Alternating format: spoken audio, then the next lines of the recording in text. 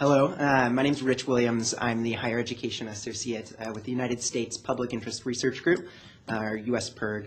I work with the Higher Education Project, which represents hundreds of thousands of college students across the country, working with over 100 full-time organizers on over 200 campuses across the country, working hands-on with students. I want to thank the Lexington Institute for pulling this event together today and echoing some of the comments we've already heard. This conversation, I would hope, gets elevated more instead of just being a footnote to the healthcare debate.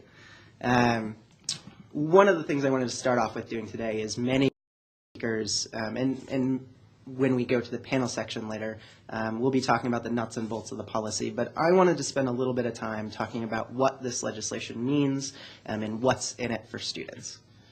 And when it comes down to it, having a college degree is practically a necessity in the 21st century. Yet it's getting more and more expensive to get that college degree. Due to declining and shrinking state budgets, declining support for institutions at the state level, and stagnant student aid, students are forced to borrow more for their college education. That has led to, since in the last 12 years, in 1996, about 1/3 of students needed to borrow loans to get their college education, with an average debt load of about $13,000. Fast forward to 2008, over 2/3 of students now need to rely on borrowing loans to get their college education, and that debt load has increased to over $23,000. To boot, the amount of students who are borrowing more than $25,000 in debt has increased from 4% to 24% in the same time period. This amount of loan debt carries serious and lasting consequences for students. On the front end, students put off and delay going to college altogether.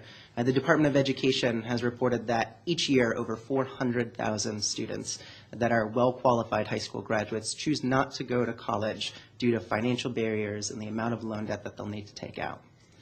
Once in school, the rising costs and the amount that students are borrowing forces students to take on more hours working outside of their curricular activities. And while 10, 15 hours of work is shown to focus and actually enhance students' performance in school, we're seeing more and more students becoming full-time workers while full-time students, and that just is not the point of college. And then on the tail end especially, we're having students taking out so much in debt that it's becoming unmanageable and acting as a serious financial barrier to their future life decisions.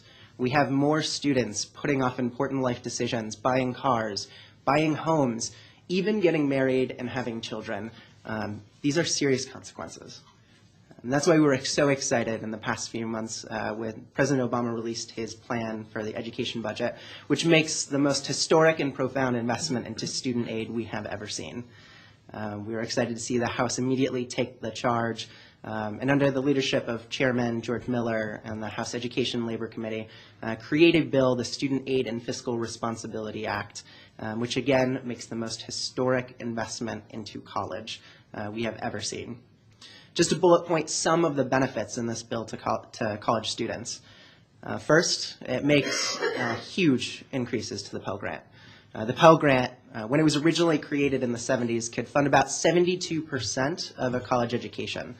But now, due to declining purchasing power and raising costs, it can afford 32% of a college degree.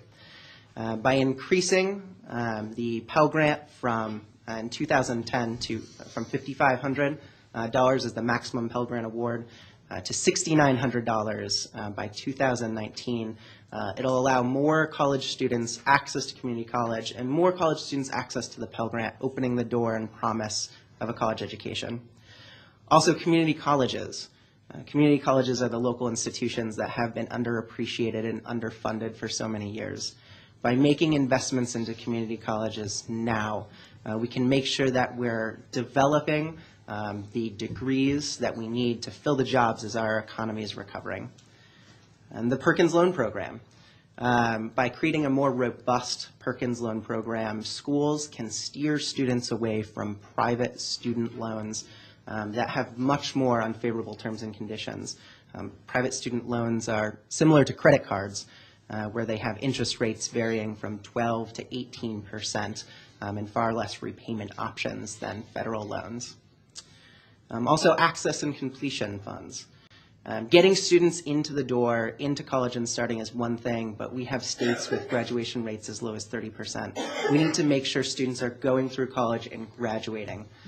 This fund will do a lot to making that happen and identifying the programs that are working at institutions and roll them out across the country. Also simplifying the FAFSA. If anyone has filled out the FAFSA form, which allows you access to federal financial aid, you know it's a web of complexity.